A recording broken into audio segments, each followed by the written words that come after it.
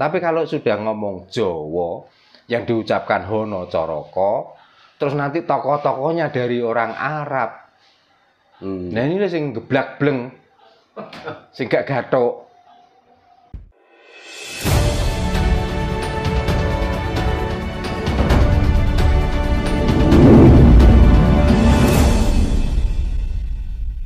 Sebenarnya.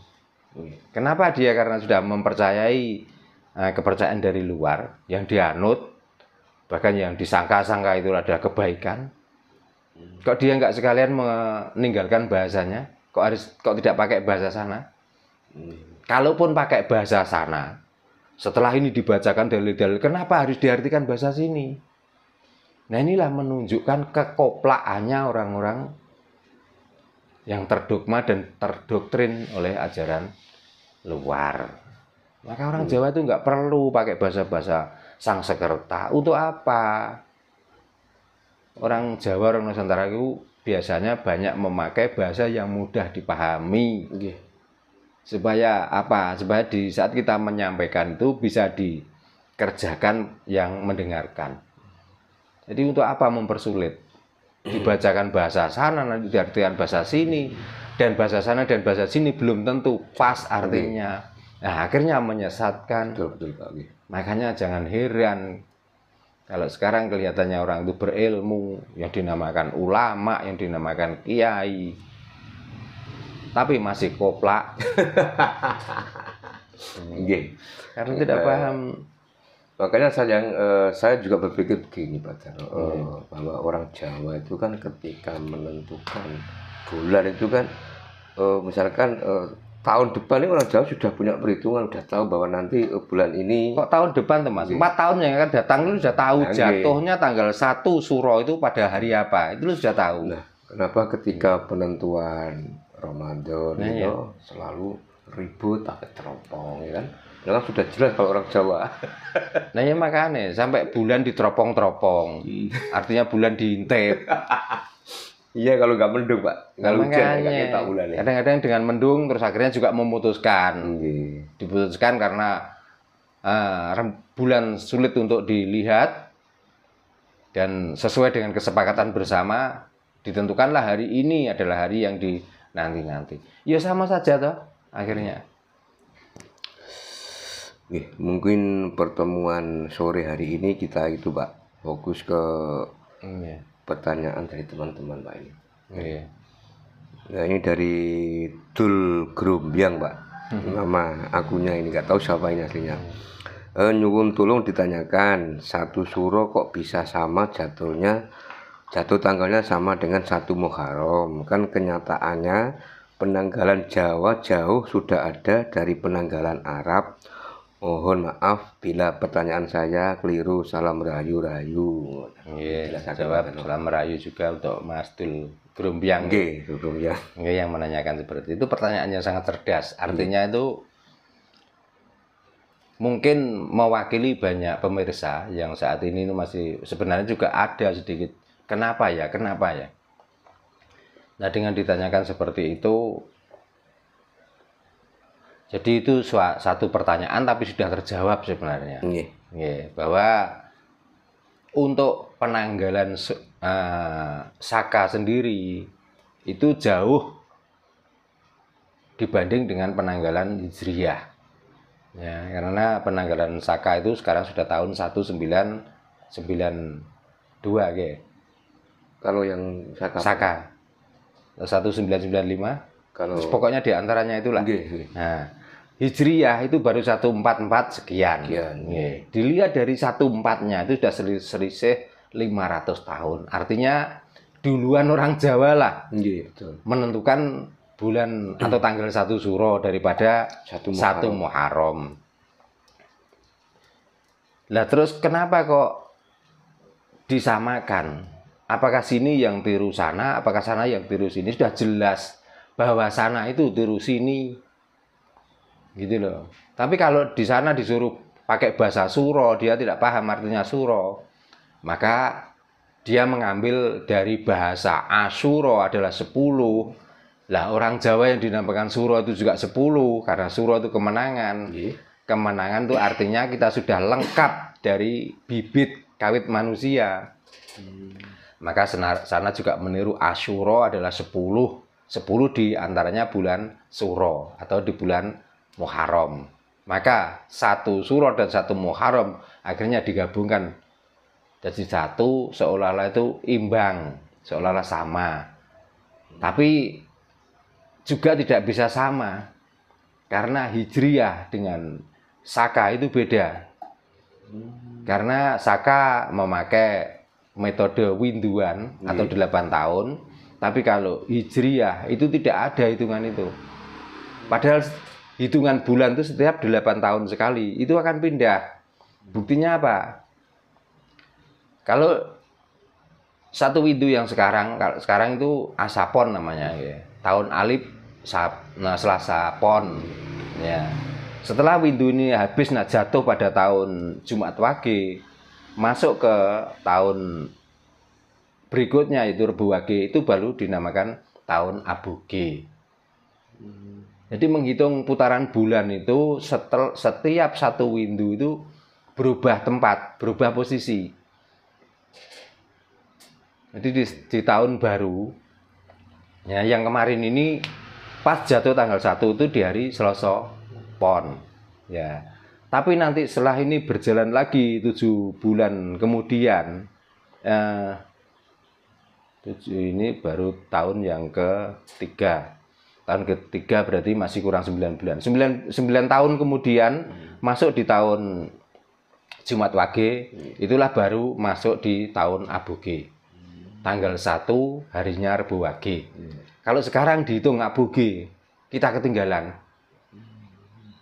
Karena bulan sudah tanggal 2, Aboge baru masuk tanggal 1. Nah, selisihnya di situ.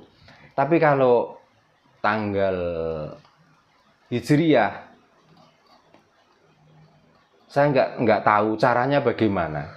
Cara menentukan ya, cara menentukannya gimana? Apakah pakai teropong itu atau pakai gimana?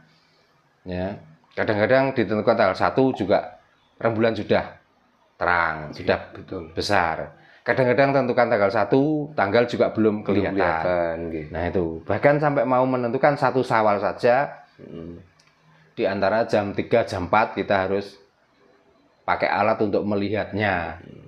Nah itu loh, pedomannya itu dari apa? Itu. Kalau pakai tanggalan yang diteropong itu, nah putaran dunia ini kan mulai Jawa Timur, Jawa Tengah, Jawa Barat ini sudah selisih menit. Betul. Apalagi nanti kalau sudah ke negara lain. Berarti kan di sini bulan sudah kelihatan, di sana mungkin bulan belum kelihatan sama sekali. Apalagi kalau di sebelah timur, apa bulan itu sudah tinggi. Nah itu loh. Nah karena yang dihitung di sini ya sudah pakai hitungannya di sini saja.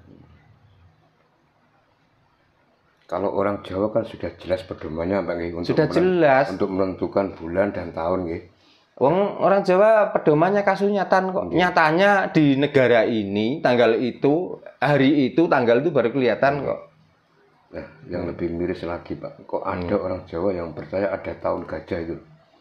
Tahun gajah? Nah kalau mau tahu taknya tahun gajah ya pergi ke sana, ke negara yang melahirkan tahun gajah itu. Nah apakah cerita itu kira-kira ya benar? Ya.